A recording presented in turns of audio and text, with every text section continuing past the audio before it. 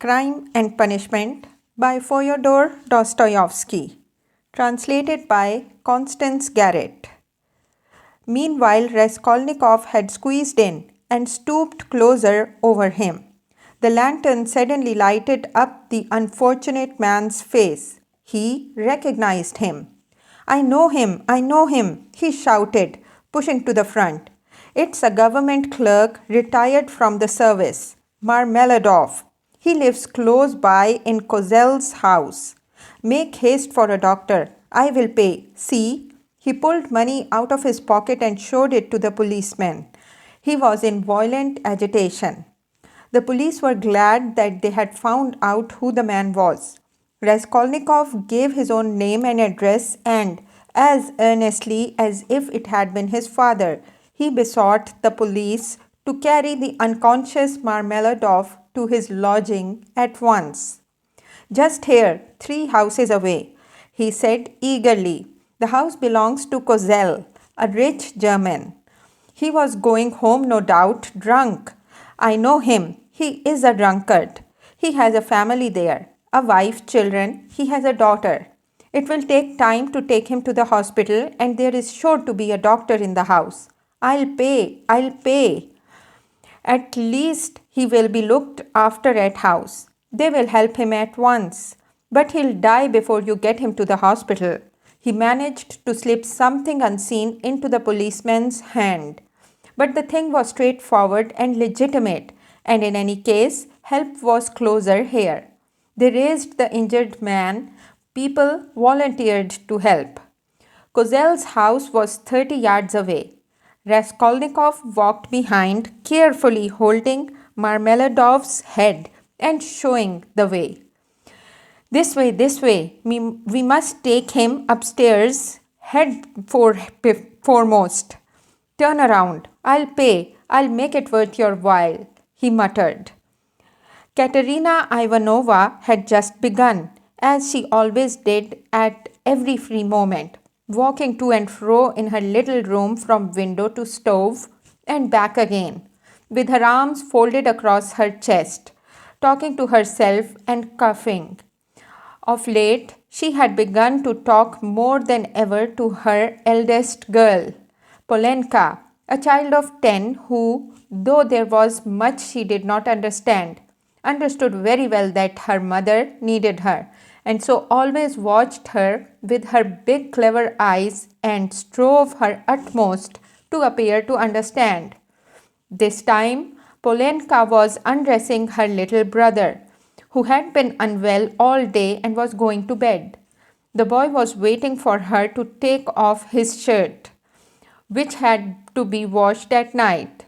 He was sitting straight and motionless on a chair, with a silent, serious face, with his legs stretched out straight before him, heels together and toes turned out. He was listening to what his mother was saying to his sister, sitting perfectly still with pouting lips and wide open eyes, just as all good little boys have to sit when they are undressed to go to bed. A little girl, still younger, dressed literally in rags, stood at the screen waiting for her turn. The door on to the stairs was opened to relieve them a little from the clouds of tobacco smoke which floated in from the other rooms and brought on long terrible fits of coughing in the poor consumptive woman. Katerina Ivanovna seemed to have grown even thinner during that week, and the hectic flush on her face was brighter than ever. You wouldn't believe, you can't imagine, Polenka, she said, walking about the room. What a happy, luxurious life we had in my papa's house, and how this drunkard has brought me and will bring you all to ruin. Papa was a civil colonel and only a step from being a governor, so that everyone who came to see him said, "We look upon you, Ivan Mikhailovich, as our governor." When? She coughed violently. Oh, cursed life, she cried, clearing her throat and pressing her hands to her breast. When at last the ball at the marshal's, Princess Zemelny saw me, who gave me the blessing when your father and I were married, Polenka. She asked at once, "Isn't that the pretty girl who danced the shawl dance at the breaking up? You must mend that tear. You must take your needle and darn it as I showed you, or tomorrow, cuff, cuff, cuff. He will make the hole bigger," she articulated with effort. Prince Kigelsgoy, a kammerjunker, had just come from Petersburg then. He danced the mazurka with me and wanted to make me an offer the next day. But I thanked him in flattering expressions and told him that my heart had long been another's. That other was your father. Polenka, Papa was fearfully angry. "Is the water ready? Give me the shirt and the stockings, Lida," said she to the youngest one. "You must manage without your chemise tonight and lay your stockings out with it. I'll wash them together. How is it that drunken vagabond doesn't come in? He has worn his shirt till it looks like a dishclout. He has torn it to rags. I'd do it all together, so as not to have to work 2 nights running. Oh dear! Cuff, cuff, cuff, cuff. Again, what's this?" she cried, noticing a crowd in the passage and the men who were pushing into her room, carrying a burden. "What is it? What are they bringing? Mercy on us." "Where are we to put him?" asked the policeman, looking round when Marmeladov, unconscious and covered with blood, had been carried in. "On the sofa. Put him straight on the sofa with his head this way," Raskolnikov showed him. "Run over in the road. Drunk," someone shouted in the passage. Katerina Ivanovna stood, turning white and gasping for breath. The children were terrified. Little Lida screamed, rushed to Polenka, and clutched at her, trembling all over. Having laid Marmeladov down, Raskolnikov flew to Katerina Ivanovna. "For God's sake, be calm. Don't be frightened," he said, speaking quickly. He was crossing the road and was run over by a carriage. Don't be frightened. Don't be frightened. He will come to. I told them, bring him here. I've been here already, you remember. He will come too. I'll pay." "He's done it this time," Katerina Ivanovna cried despairingly, and she rushed to her husband. Raskolnikov noticed at once that she was not one of those women who swoon easily. She instantly placed under the luckless man's head a pillow, which no one had thought of, and began undressing and examining him. She kept her head, forgetting herself, biting her trembling lips and stifling the screams which were ready to break from her. Raskolnikov meanwhile induced someone to run for a doctor. There was a doctor, it appeared, next door, but one. "I've sent for a doctor," he kept assuring Katerina Ivanovna. "Don't be uneasy. I'll pay. Haven't you water? And give me a napkin or a towel. Anything, as quick as you can. He's injured, but not killed. Believe me. We shall see what the doctor says." Katerina Ivanovna ran to the window. There, on the broken chair in the corner, a large earthenware basin full of water had been stood, in readiness for washing her children's and husband's linen that night. This washing was done by Katerina Ivanovna at night at least twice a week, if not oftener. For the family had come to such a pass that they were practically without change of linen, and Katerina Ivanovna could not endure uncleanliness.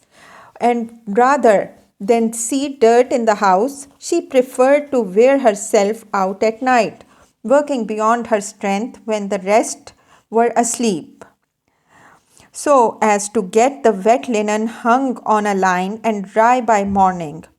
She took up the basin of water at Raskolnikov's request, but almost fell down with her burden. But the latter had already succeeded in finding a towel, wetted it, and began washing the blood off Marmeladov's face. Katerina Ivanovna stood by, breathing painfully and pressing her hands to her breast. She was in need of attention herself. Raskolnikov began to realize that he might have made a mistake in having the injured man brought here. The policeman, too, stood in hesitation. "Polenka!" cried Katerina Ivanovna. "Run to Sonia. Make haste. If you don't find her at home, leave word that her father has been run over and that she is to come here at once. When she comes in, run, Polenka, run. There, put on the shawl. Run your fastest," cried the little boy on the chair suddenly, after which he relapsed into the same dumb rigidity, with round eyes, his heels thrust forward and his toes spread out. Meanwhile, the room had become so full of people that you couldn't have dropped a pin. The policemen left, all except one who remained for a time, trying to drive out the people who had come in from the stairs. Almost all Madame Lipovicel's lodgers had streamed in from the inner rooms of the flat. At first, they were squeezed together in the doorway, but afterwards they overflowed into the room. Katerina Ivanovna flew into a fury. "You might let him die in peace at least," she shouted at the crowd. "Is it a spectacle for you to gape at? With cigarettes. You might as well keep your hats on, and there is one in his hat. Get away. You should respect the dead at least." Her cough choked her, but her reproaches were not without result. They evidently stood in some awe of Katerina Ivanovna. The lodgers, one after another, squeezed back into the doorway with that strange inner feeling of satisfaction which may be observed in the presence of a sudden accident. Even those nearest and dearest to the victim, from which no living man is exempt, even in spite of the sincerest sympathy and compassion. Voices outside were heard, however, speaking of the hospital and saying that they'd no business to make a disturbance here. "No business to die," cried Katerina Ivanovna, and she was rushing to the door to vent her wrath upon them. But in the doorway came face to face with Madame Lipovical, who had only just heard of the accident and ran in to restore order. She was a particularly quarrelsome and irresponsible German. "Ah, my God," she cried, clasping her hands. "Your husband, drunken horses have trampled. To the hospital with him. I'm the landlady." "Amalia Ludwigovna, I beg you to recollect what you are saying," Katerina Ivanovna began haughtily. She always took a haughty tone with the landlady that she might remember her place, and even now could not deny herself this satisfaction. "I have you once before told that you to call me Amalia Ludwigovna may not dare. I am Amalia Ivanovna." "You are not Amalia Ivanovna, but Amalia Ludwigovna. And as I am not one of your despicable flatterers like Mr. Libiziatnogov, who's laughing behind the door at this moment," a laugh and cry of "they are at it again" was in fact audible at the door, "so I shall always call you Amalia Ludwigovna, though I fail to understand why you dislike that name. You can see for yourself what has happened to Semyon Zaharovich. He is dying. I beg you to close the door at once and to admit no one. Let him at least die in peace, or I warn you that the Governor General himself shall be informed of your conduct tomorrow. The prince knew me as a girl. He remembers Semyon Zaharovich well and has often been a benefactor to him. Everyone knows that Semyon Zaharovich had many friends and protectors whom he abandoned himself from an honorable pride, knowing his unhappy weakness. But now she pointed to Raskolnikov. A generous young man has come to our assistance, who has wealth and connections, and whom Semyon Zaharovich has known from a child. You may rest assured, Amalia Ludvigovna. All this was uttered with extreme rapidity, getting quicker and quicker. But a cough suddenly cut short Katerina Ivanova's eloquence. At that instant, the dying man recovered consciousness and uttered a groan. She ran to him. The injured man opened his eyes and, without recognition or understanding, gazed at Raskolnikov, who was bending over him. He drew deep, slow, painful breaths. Blood oozed at the corners of his mouth, and drops of perspiration came out of his forehead. Not recognizing Raskolnikov, he began looking around uneasily. Katerina Ivanova looked at him with a sad but stern face, and tears trickled from her eyes. "My God, his whole chest is crushed. How he is bleeding," she said in despair. "We must take off his clothes. Turn a little, Semyon Zaharovich, if you can," she cried to him. Marmeladov recognized her. "A priest," he articulated huskily. Katerina Ivanova walked to the window, laid her head against the window frame, and exclaimed in despair, "Oh, cursed life!" "A priest?" the dying man said again after a moment's silence. "They've gone for him," Katerina Ivanova shouted to him. He obeyed her shout and was silent. With sad and timid eyes, he looked for her. She returned and stood by his pillow. He seemed a little easier, but not for long.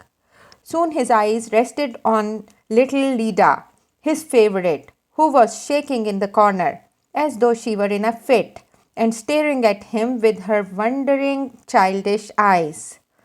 "Ah!" he sighed towards her uneasily. He wanted to say something. "What now?" cried Katerina Ivanova. "Barefoot, barefoot," he muttered, indicating with frenzied eyes the child's bare feet. "Be silent," Katerina Ivanova cried irritably. "You know why she is barefooted." "Thank God, the doctor," exclaimed Raskolnikov, relieved. The doctor came in, a precise little old man, a German, looking about him mistrustfully. He went up to the sick man, took his pulse, carefully felt his head, and with the help of Katerina Ivanova, he unbuttoned the blood-stained shirt and bared the injured man's chest. It was gashed, crushed and fractured. Several ribs on the right side were broken. On the left side, just over the heart, was a large, sinister-looking yellowish-black bruise. "A cruel kick from the horse's hoof." The doctor frowned. The policeman told him that he was caught in the wheel and turned round with it for 30 yards on the road. "It's wonderful that he has recovered consciousness," the doctor whispered softly to Raskolnikov. "What do you think of him?" he asked. "He will die immediately." "Is there really no hope?" "Not the faintest. He is at the last gasp. His head is badly injured too." "I could bleed him if you like, but it would be useless. He is bound to die within the next 5 or 10 minutes." "Better bleed him then, if you like, but I warn you it will be perfectly useless." At that moment other steps were heard. The crowd in the passage parted, and the priest, a little grey old man, appeared in the doorway, bearing the sacrament. The policeman had gone for him at the time of the accident. The doctor changed places with him, exchanging glances with him. Raskolnikov begged the doctor to remain a little while. He shrugged his shoulders and remained. All stepped back. The confession was soon over. The dying man probably understood little. He could only utter indistinct, broken sounds. Katerina Ivanovna took little Lida, lifted the boy from the chair, knelt down in the corner by the stove, and made the children kneel in front of her. The little girl was still trembling, but the boy, kneeling on his little bare knees, lifted his hand rhythmically, crossing himself with precision and bowed down, touching the floor with his forehead, which seemed to afford him special satisfaction. Katerina Ivanovna bit her lips and held back her tears. She prayed too, now and then, pulling straight the boy's shirt, and managed to cover the girl's bare shoulders with the kerchief, which she took from the chest without rising from the knees or ceasing to pray. Meanwhile, the door from the inner rooms was opened inquisitively again. In the passage, the crowd of spectators from all the flats on the staircase grew denser and denser, but they did not venture beyond the threshold. A single candle end lighted up the scene. At that moment, Polenska forced her way through the crowd at the door. She came in panting from running so fast, took off her kerchief, looked for her mother, went up to her and said, "She's coming. I met her in the street." Her mother made her kneel beside her. Timidly and noiselessly, a young girl made her way through the crowd, and strange was her appearance in that room, in the midst of want, rags, death, and despair. She too was in rags. Her attire was all of the cheapest, but decked out in gutter finery of a special stamp, unmistakably betraying its shameful purpose. Sonia stopped short in the doorway and looked about her bewildered, unconscious of everything. She forgot her fourth-hand, gaudy silk dress, so unseemly hair with its ridiculous long train, and her immense crinoline that filled up the whole doorway, and her light-colored shoes, and the parasol she brought with her, though it was of no use at night, and the absurd round straw hat with its flaring flame-colored feather. Under this rakishly tilted hat was a pale, frightened little face with lips parted and eyes staring in terror. Sonia was a small, thin girl of 18 with fair hair, rather pretty, with wonderful blue eyes. She looked intently at the bed and at the priest. She too was out of breath with running. At last, whispers, some words in the crowd probably reached her. She looked down and took a step forward into the room, still keeping close to the door. The service was over. Katerina Ivanovna went up to her husband again. The priest stepped back and turned to say a few words of admonition and consolation to Katerina Ivanovna on leaving. "What am I to do with these?" she interrupted sharply and irritably, pointing to the little ones. "God is merciful. Look to the Most High for succor," the priest began. "Ah, he is merciful, but not to us." "That's a sin, madam," observed the priest, shaking his head. "And isn't that a sin?" cried Katerina Ivanovna, pointing to the dying man. "Perhaps those who have involuntarily caused the accident will agree to compensate you, at least for the loss of his earnings."